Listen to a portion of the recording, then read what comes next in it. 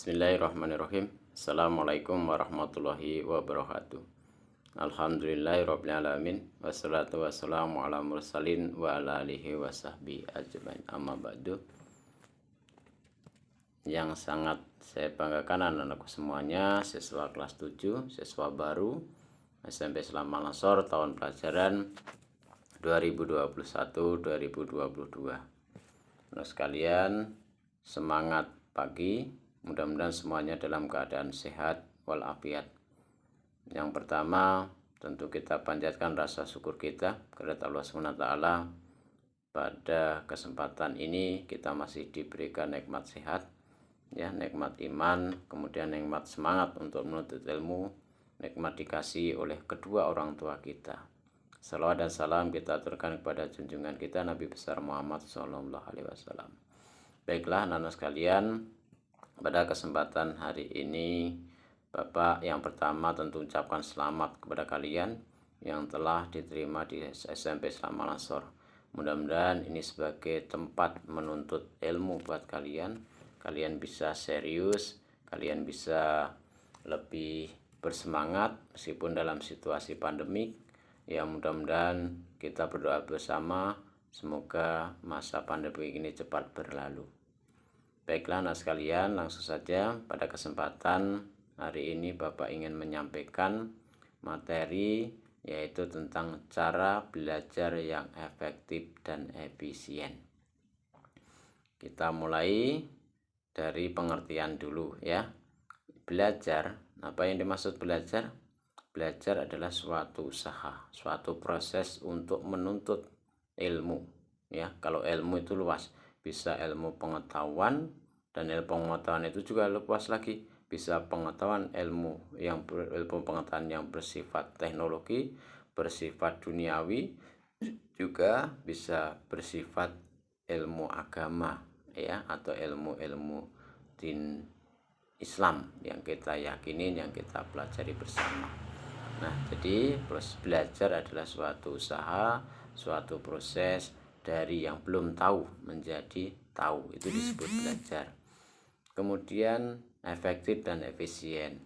Efektif dan efisien pengertiannya adalah bahwa proses itu dilaksanakan secara teratur, secara berkesinambungan, sehingga dapat mencapai tujuan yang diharapkan sesuai dengan target waktu yang telah ditentukan ya.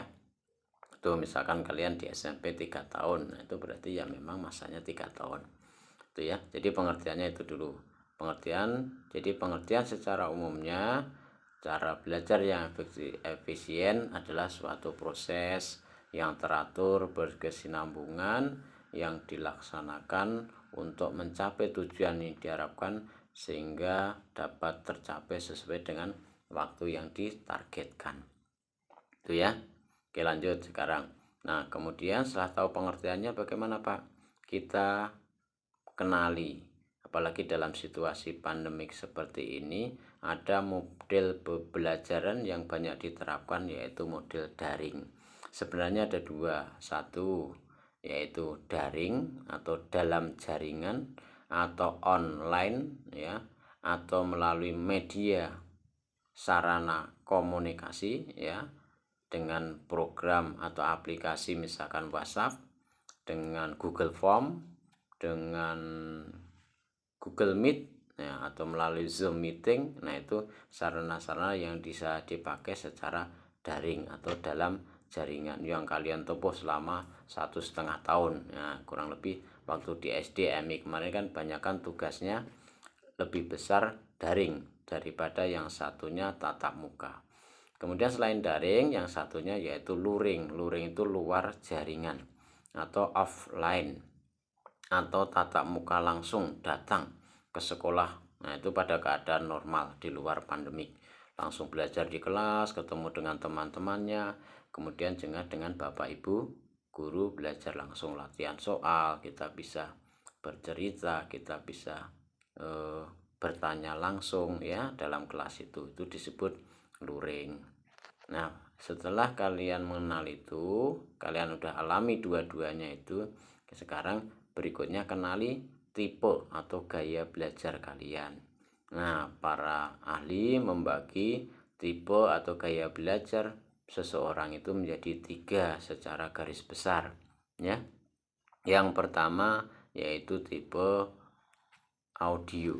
Nah, audio itu dengan mendengarkan saja, otak kita atau otak siswa atau otak anak tersebut atau pikirannya sudah mampu menerima dari materi yang diberikan, sehingga banyakkan memanfaatkan indera pendengaran, maka disebut audio, ya.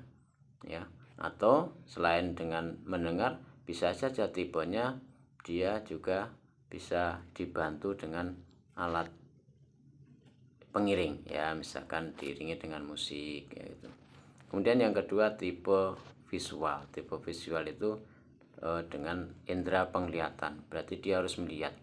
Jadi kalau dijelaskan Bapak Ibu guru, dia harus melihat cara bicara Bapak Ibu guru, kemudian melihat ke papan tulis. Nah, itu visual. Kalau audio tadi mungkin anak nggak harus melihat secara langsung, bisa dengan penjelasan yang melalui indera pendengaran sudah bisa menerima. Kemudian tipe yang ketiga kinestetik. Nah, kinestetik ini dengan peraga, berarti siswa tersebut harus melihat contoh langsung atau bahkan melakukan langsung. Nah, ini baru diterima oleh siswa tersebut dari materi yang diberikan Bapak Ibu guru. Jadi ada 3, tipe audio, tipe visual, ya, kemudian tipe kinestetik. Nah, setelah mengenal gaya belajar, kalian bisa lihat gaya belajar kalian apa, apakah tipe 1, kedua, atau ketiga. Ya, kemudian yang berikutnya, nah ini ke materi ini, Bapak ingin sampaikan 7, para ahli ada yang membagi 7, ada yang 10, ada yang 13 cara belajar yang efektif, tapi Bapak ingin sampaikan yang 10 saja, ya. Yang pertama, ya, yaitu jadikan belajar itu sebagai kebutuhan, ya, bukan sebagai bentuk paksaan. Kalau sesuatu sudah merasa itu kebutuhan, pada saat kita melakukan belajar itu sebagai kebutuhan, maka kita melakukan bisa dengan ikhlas, dengan nyaman, ya. Itu yang pertama. Seperti misalkan kita sholat 5 waktu, jadikan itu kebutuhan, sehingga pada saat kita enggak melaksanakan satu sholat, berarti seperti ada yang hilang. Bukan sholat sebagai paksaan, sehingga harus disuruh oleh bapak ibu kita ataupun diingatkan oleh kakak kita, ya, kita baru berangkat sholat. Nah, itu yang pertama. Kemudian yang kedua, belajarlah di tempat yang menyenangkan atau tempat yang disukai, ya. Jadi desainlah kamar belajar kalian menjadi kamar yang rapi, ya, dikasih slogan atau semboyan yang bisa membangkitkan semangat belajar kalian. Itu yang kedua, atau tata ruang belajarnya yang nyaman. Kemudian yang ketiga, kalian susun cita-cita, ya, atau target belajar. Biasakan kalian mempunyai target, misalkan 1, ya, targetnya bisa saya nilai harus sekian, ya, atau saya harus belajar materi ini, ya, dalam waktu atau sore nanti atau malam nanti soalnya harus saya coba, ya. Nah, itu sehingga pada saat target kalian kecapai, kalian coba berikan apresiasi, berikan hadiah untuk diri sendiri, ya, terserah, ya, bisa misalkan kalian belikan makanan kesukaan kalian, saya berhasil nih mendapat, ya, kalian hadiahi diri kalian sendiri sebagai penghargaan terhadap prestasi kalian. Syukur ada yang menghargai dari keluarga. Nah, tapi kita semata-mata tidak berharap itu, untuk motivasi aja.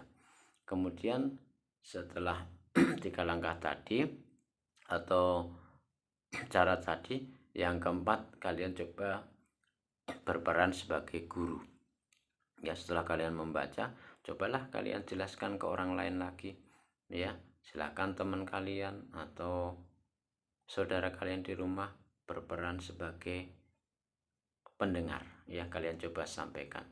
insya Allah apa yang telah kalian pelajari coba dikomunikasikan, coba disampaikan kembali ke siapapun, ke adiknya atau siapapun, nanti kalian akan lebih menguasai. Kemudian yang kelima, buat latihan ujian, bikin soal, jawab sendiri, bikin soal sendiri, atau biasanya di LKS di buku sudah ada soal-soal latihan. Nah itu kalian coba kerjakan ya, sehingga nanti akan ketahuan mana yang bisa kalian kerjakan berapa persen, kemudian berapa persen lagi belum bisa dikerjakan. Kemudian yang berikutnya, belajar jangan terlalu diforsir, tetapi buat yang teratur, berikan jeda ya. Kalau biasanya yang sudah biasanya kalau besok ujian, nah malam ini baru belajar ya, belajarnya lama, jadi ada sistem SKS, sistem kebut semalam, atau ilmu kepepet ya, karena besok ulangan baru malam ini dibukain semua catatan, soalnya baru dikerjakan.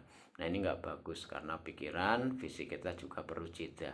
Seandainya kita udah mempersiapkan jauh-jauh hari ya, maka malam ini tidak perlu kita terlalu memforsir ya. Kemudian yang ketujuh, bersifat kritis atau bersikap kritis. Nah kritis ini mencoba apa yang udah kita pelajari, coba ini ke depan setelah materi ini materi apa ya, kita buka duluan, kita pelajari, kita baca, nah nanti ada gambaran materi berikutnya.